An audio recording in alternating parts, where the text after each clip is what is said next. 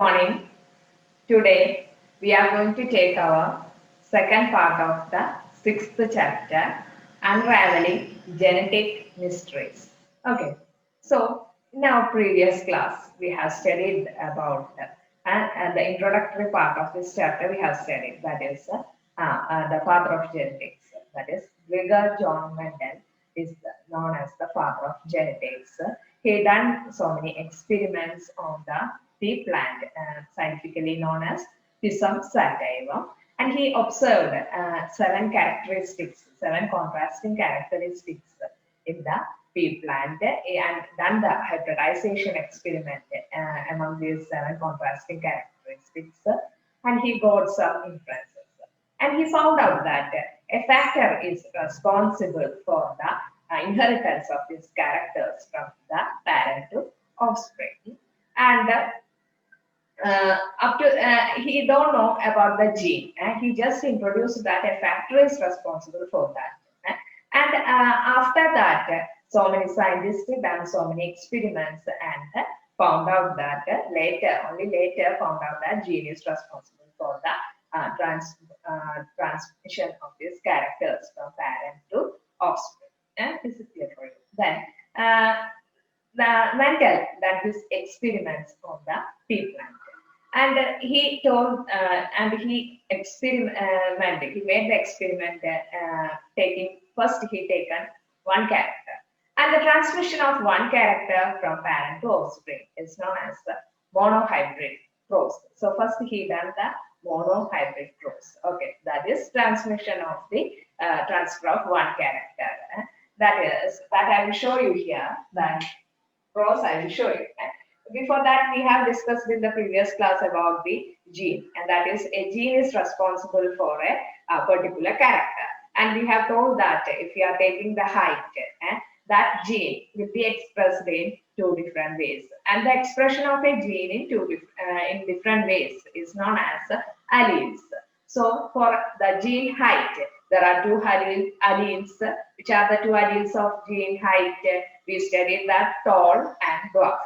And Mendel used some symbols for expressing this tall and dwarf for writing the genetic constitution, and he taken some symbols and used the alphabets. So if we are taking an alphabet, we should use the capital letter of that alphabet to express the dominant character, and we should use the small letter of that alphabet to express the recessive character. Okay, we should not use two alphabets for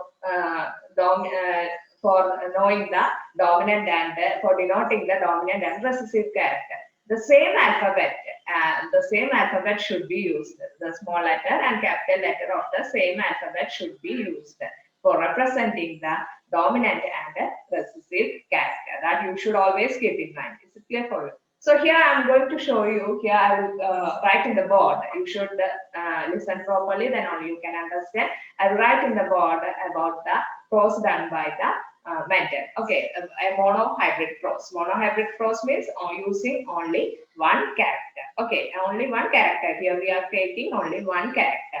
So here we are taking the character height. For the character height, two alleles are there. Which are they?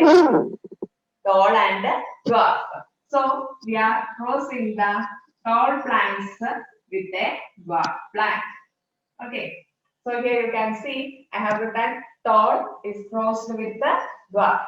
And next we have to write about the genetic constitution.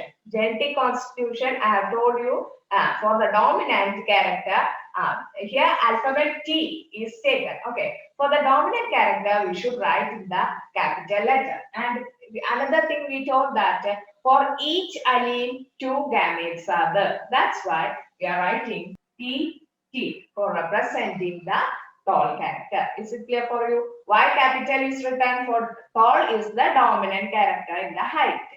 So it's written in the capital. And why double T is written here?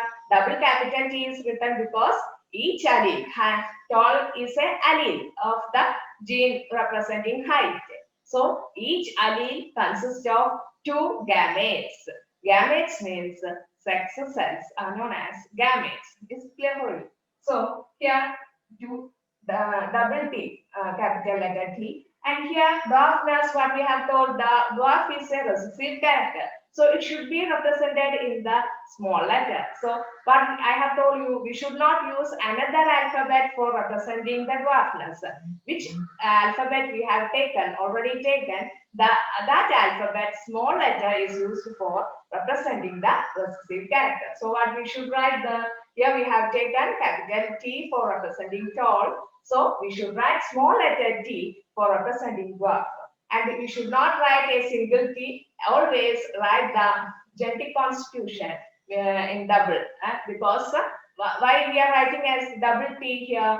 Here only one character is taken, that allele, that is dwarfness. That allele consists of two gametes. That's why we are represented as the double t, small letter t. And as it is recessive character, small letter is used, and as that dwarfness, that representing allele consists of two gametes, we are writing it as double T, double small letter T. Is it clear for you? Now we have written the genetic constitution. From this, we are taking the allele gametes present in it. We should circle that alphabet representing the gamete. Is it clear for you? So if an alphabet is circled like this, it is gamete. Okay. So you should keep in mind, if you are seeing in the question paper circled alphabet like this, they are showing it as the gamete. Is it clear for you? Then when they are asked to write for you which is the dominant character in words, and dominant character in words means the dominant character will always be represented in capital letter. So which character is represented in capital letter, that you should write as the dominant character. Here, which one is the dominant character? Tall is the dominant character. It is written in the capital letter T. Is it clear for you? And here, we are taking the gamete from this one also. It's circled, small letter T is taken and it is circled. These are the two gametes. Among these two gametes, we are taking one from each. Is it clear for you? Then cross. Okay. When we are crossing this, we will get after crossing the product, the offspring you are getting, you have to write. If you are here only one character, so first dominant you have to write. So first write the capital letter. After that only write the small letter. So here we will write hybridization to join together. So if two characters, dwarf plant and tall plant is joined together, what they will get? The gametes of both characters will join together. The height, both allele is joining together. Both allele join together and the offspring formed will be having a mixture of both the gametes. Is it clear for you? That's why capital letter T and small letter T is coming. As they are hybridized, as they have crossed, the mixing of the gametes from tall plant and the mixing of the gametes from dwarf plant is happened. That's why we are getting a offspring with a mixed gametes of its parents. Its parents is dwarf and tall. So its parents gametes is mixed and the offspring formed will be having a genetic constitution of both parents. Both parents' genetic constitution is there, that is tall and dwarf. And for us also, if we are considering our human beings case, we will be having the characteristics of our parents. So in our body, the characters of both father and mother will be present in our body. But which one is the dominant? ഉയർന്നു നിൽക്കുന്ന character ഏതാണോ, that will be expressed in our character. Is it clear for you? In our personality or in our character, which one is the dominant among our parents, among our mother and father characters? When it is mixed together, which character is dominant, that character will be expressed in us, the first generation. Okay, that also you should keep in mind. The first generation, F1 generation. And here we have got TT. And I have told you, we should name the plant and we should name the offspring. Which offspring is tall or dwarf? How we can understand? Here you have a genetic constitution of both the plant, and that is we have got capital T and we have got the gametes of small letter T and dwarf also. So how we can name the plant? For that Always name the plant using the capital letter. Which character is representing the capital letter? That is that offspring. That means here capital letter T is present. This capital letter T representing the tallness. So the offspring formed will be tall. Is it clear for you? So offspring formed will be tall. Always name the offspring using the capital letter. If capital letter is present, that character or that character is named for that offspring. So here the capital letter T is present. That's why it is named as tall. Even though small letter T is present, it is recessive. And dominant character is T, capital letter T, that is tallness. So the plant is tall plant is formed. So Mendel find out that the first generation, this is the F1 generation. Okay, we are writing F1 as the first generation, F1 generation. So in the first generation or F1 generation, only dominant characters are expressed. So why? So he thought only dominant characters are expressed in the first generation. So what about the recessive character? What happened to the recessive character? He wanted to know that. Mendel wanted to know that. So what he has done is he self-pollinized these tall plants. These tall plants are having the genetic constitution that is capital letter T and small letter t. Is it? Parent tall plant is having only what capital letter T only present. But in the case of this is the offspring, that is two tall and dwarf mixed and formed the small plant. That small plant, a character is tall. It is having the genetic constitution of both the parents. But only one parent character is parent tall. It only is represented here. And so what happened to that small letter T? Whether it will be expressed in the next generation. So in order to find that in the second generation, whether this dwarfness will be expressed or not, what is happening? In order to know that, he self-pollinized this first offspring. That I will show you. We got a genetic constitution T. He self-pollinized with.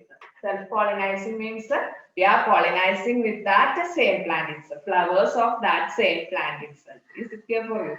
Our plant in there, pollen grains വെച്ചിട്ട് തന്നെയാണ് ആ പ്ലാന്റിന്റെ another flower pollen grain pollination that is the self-pollinization or self-hybridization. Okay, so TB. Here we will get the alleles, capital letter T and small letter T. Yeah, is it? Two kind of allele, two kind of gametes is present in this. We have written it circled. This is the gamete present in the genetic constitution of this plant. And what we have to do is first T second genetic constitution area capital letter T item, small letter T item proceed. Okay, first T. First plant in the genetic constitution is that first tall capital letter T order. Second plant in the genetic constitution and T item proceed. I will show you. Yeah. So we will get that like this. How we are writing? And T are proceed. And capital letter here we are writing. Is it clear for you? Then again we are using this T and proceeding like this. So we will get a genetic constitution like this. Okay, this is the first step. The second step is we are taking this small letter T. Okay, first we are taking this capital letter T and goes with the two gametes present in the next side. Next, we are taking the small letter T and the same method we have to do. The small letter T is closed with the two gametes in the next side. So the small letter T is closed with the first gamete and we will get capital letter T and small letter T. This is the genetic constitution form. Okay, now we can name the plant. I've told you. If a dominant letter is present, we are naming the plant with that dominant character. Here, two capital letter T. So no confusion. You will give it as it is a tall plant. Is it? Then we are having a mixture, that is the capital letter T and small letter T is present. Then what we have to do? We have to give the name of the dominant character. Which is the dominant character here? T is the dominant character, is the tallness. So we should name it as tall. The next plant is also like that. Dominant and recessive is present. We should name the plant as tall itself because dominant is present. See the next plant. On the recessive character, two small letter T is present. So we should name the character as dwarf because no dominant character is present in that. So dwarf. So what he has found out, he got the inference that the second generation, even though the dominant character is formed more, but one recessive character is expressed. So in the second generation, this is the F2 generation. So in the F2 generation, there is a chance for expressing the recessive character. Okay. And here, how many plants are formed? 3 tall plants and 1 dwarf plant is formed. 1 recessive is formed. So here is the ratio 3:1.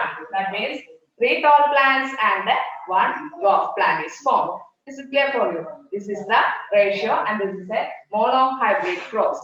Now we can see the inferences made by the Mendel after this monohybrid cross. Here you can see. So after this monohybrid cross, Mendel came to an inference that a character is controlled by the combination of 2 factors. Okay, so a character is controlled by the combination of 2 factors. One trait is expressed, dominant trait, and the other trait remains hidden, recessive trait, in the offspring of first generation. Okay, so in the first generation, dominant will be expressed and the recessive character will be hidden in the first generation, F1 generation. Then the traits that remain hidden in the first generation appear in the second generation. That we have seen in the cross. In the first generation, only tall plants we have got.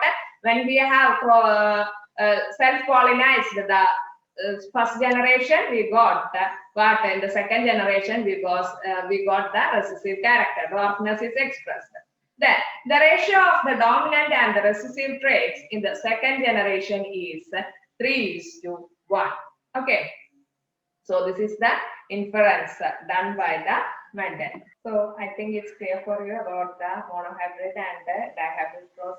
Dihybrid cross, I will explain it some more through the WhatsApp. If you are having any doubt, you can clear it through the WhatsApp. Okay, thank you.